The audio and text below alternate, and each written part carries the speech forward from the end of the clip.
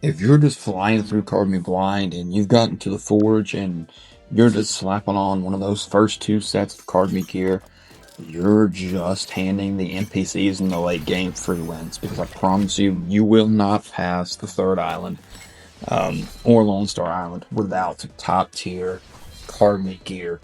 So there are 13 armor sets right now in the game, and we are going to look at them, rank each one of them. 8 of them are incredibly strong and they actually matter, and the other 5, they're decent, but let's rank every single one. Let's jump into it.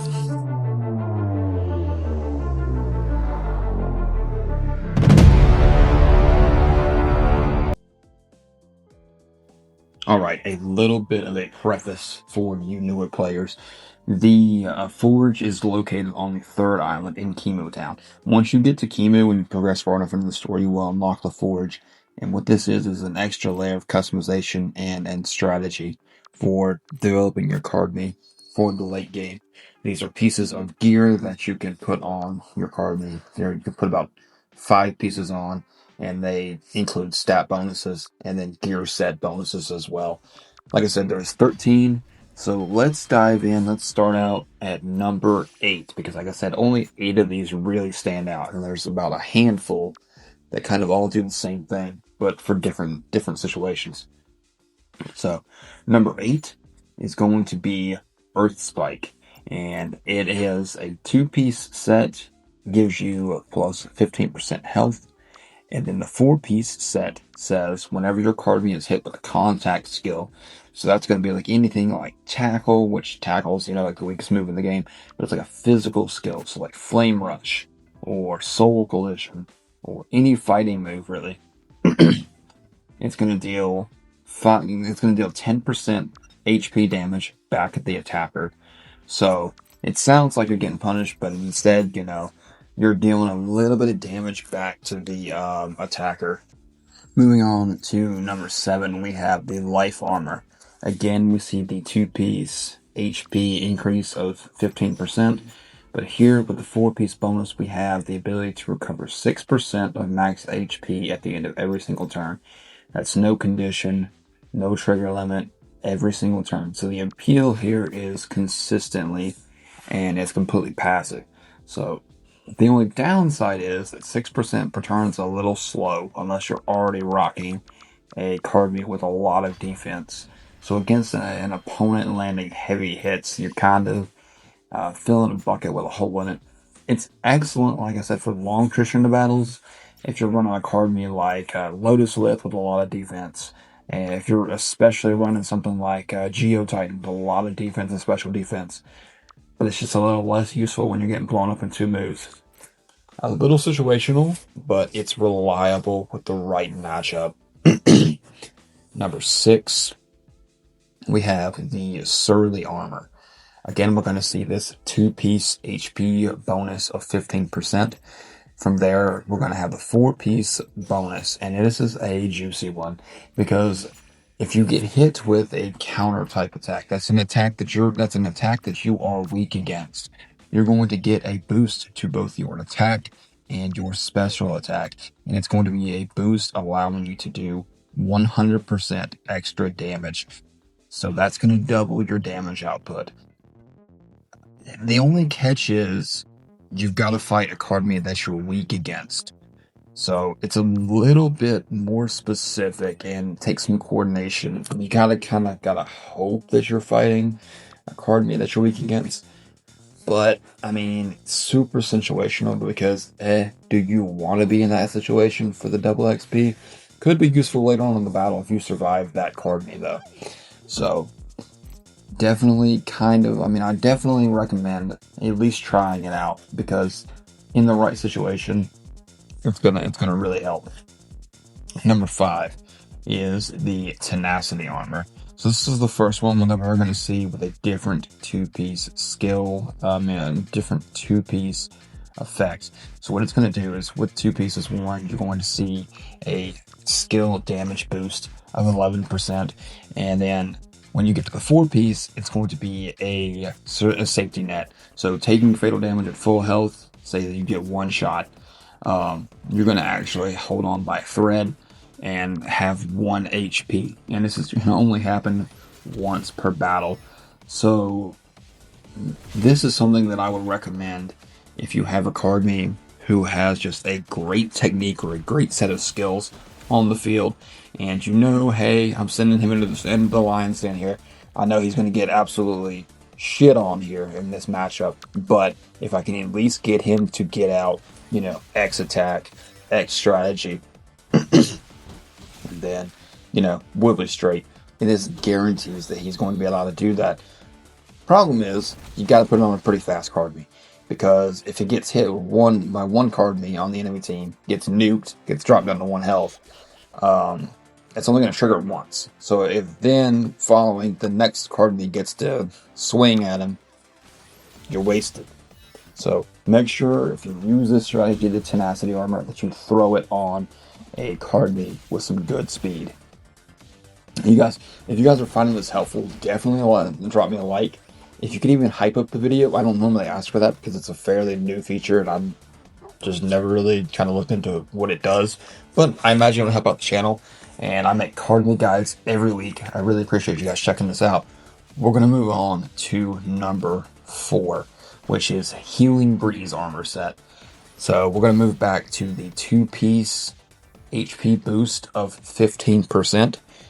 And then we look at the 4-piece. It's going to, every time, excuse me, the moment a debuff lands on your Kardmi, be it a negative status effect or something that debuffs your Kardmi and like lowers its attack, lowers its speed, it'll take that away once per battle. So this is a really good strategy because it kind of neutralizes the NPC's early game strategy. So if they try to jump on you early game with paralysis or lowering your attack or your defense early game, you can kind of nullify that, and it can flip the battle in your favor if used the right way. Same goes for comp. If you're fighting a team that kind of relies on status effects and nerfing your team, then that's definitely going to help you out quite a bit by disrupting the enemy and the opponent's strategy early on in the battle. Alrighty, guys. We are at the top 3. These ones are the ones that are actually shaping the meta right now. And I think number 1 is just absolutely disgustingly broken. So let's dive into it, starting at number 3, which is the bestowed armor. 2-piece armor set gives the, what we've seen a dozen times here, the HP bonus of 15%. The 4-piece, after taking damage, if your Kardmi's health drops below 50%, they will recover 40% of their max HP, and this triggers once per battle. That's a massive burst of healing. I haven't crafted this yet, but my plan is, when I get the required material, I'm going to throw this on my Lotus Lith just because it's a high defense, high special defense Kardmi. I built her that way, and I have a lot of. She has Essence Extraction as well as Solar Nourish, so she's a really good stall Kardmi. And if you're lucky enough to get her down to half health, the theory is that it's just going to boost her right back up to near full health. And so it's just like I said. If I'm in a battle and it comes down to my Lotus Lith, I'm not concerned because she's just so tanky, and this would help make her even tankier. So, one of the best armor sets in the game. I definitely recommend you guys craft this as soon as you get the ability to. Make sure you level it up and you keep crafting it until you get to that gold rarity. Coming in at number 2, the runner-up on this list is Electric Armor. The 2-piece skill boost we're going to see here is going to be a damage boost of 11%. 4-piece is going to be when you use a skill that matches the equipped Kardmi's type. For example, we're going to use Volterror for this example, and I'll let you know why here in just a second. Skill power will increase an additional 20%. And when you add that 11% that's always on, you're going to get an additional 31% of effective damage. This is a really high-powered offensive build here.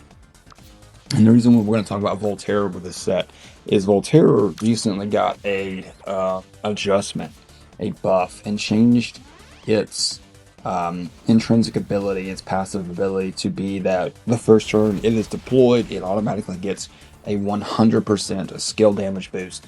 So it automatically does damage, 2 times damage for its first turn. You partner it with this, where you're going to get an extra 30% damage. You're dealing almost 2.5 times damage to Kardmi. That we're going to take neutral damage from lightning, and flying and water types. We're going to take, what is it now?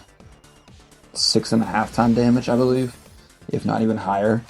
So absolutely crazy, crazy damage with this set. Let's move on to the first slot, number 1, the absolutely undisputed best armor set in the game right now. It is the Veiled Armor. We have the 2-piece. We have, again, we'll see the 15% health boost. 4-piece, and you need to listen carefully to this because this is absolutely insane. 4-piece gives complete immunity to additional effects of your opponent's attacks. This isn't a cleanse, it's not resistance, it's just full-on immunity. It's not once per battle, it's just, if you look at so many of the skills that say, hey, when you do this attack, it could burn an enemy, it could cause paralysis, it could cause overload, or it could debuff a certain stat when you hit a target. None of those additional effects will work against your equipped Kardmi that are wearing this set. So that just means you're taking just damage. You're not getting, your opponent's not getting any of those extra advantages over you. So that's what makes this set so good, is because it takes away all this extra stuff that makes the fights complicated and can really stack up against you, and says, nah, we're not doing any of that. Absolutely excellent set. I can't recommend enough that you guys grind for this set, and like I said, get it up to gold tier and level it up to level 10 per piece, because it is absolutely awesome. So let's look at the other 5, and the other 5 are all like things like Endless Burn and like things like that.